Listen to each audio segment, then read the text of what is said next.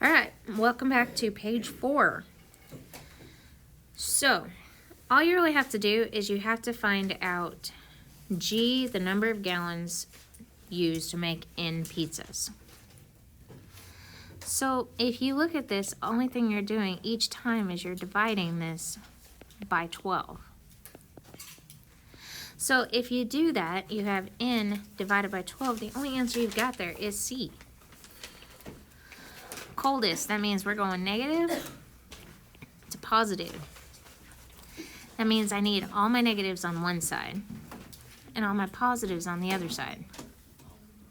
So when I do that, the only one that even remotely makes sense would be C.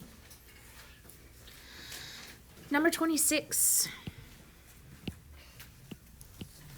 Basically, you have a baby that weighs 6.25 pounds at birth.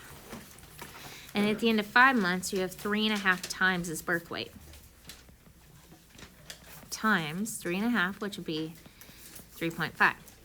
Now, I have 1, 2, 3 decimals. So I'm going to just go ahead and multiply like normal.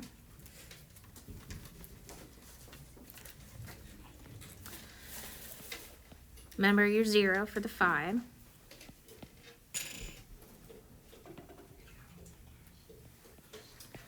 And then from here, all I have to do is just go ahead and count over 1, 2, 3. And looky there, I get my answer.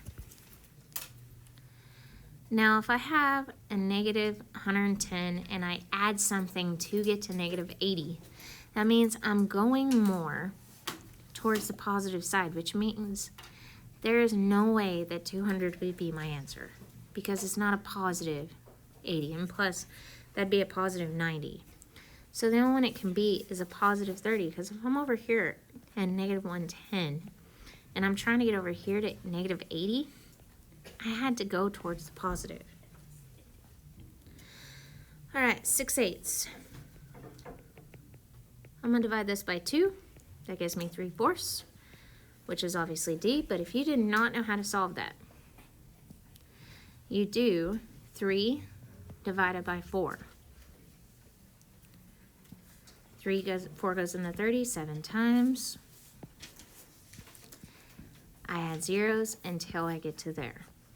Works every time. Obviously, if you kind of notice, there is no thing for 30. So, I'm looking for the one that's not equivalent. So I have 35. Minus 7.5. Let's see if there's any errors there. Hopefully not. So that gives me 27.5. So I'm left with 0.05 times 27.5. I want to look for this first because I don't want to have to do a lot of extra math if I don't have to. And if you notice, that one matches. And that's all you have to do.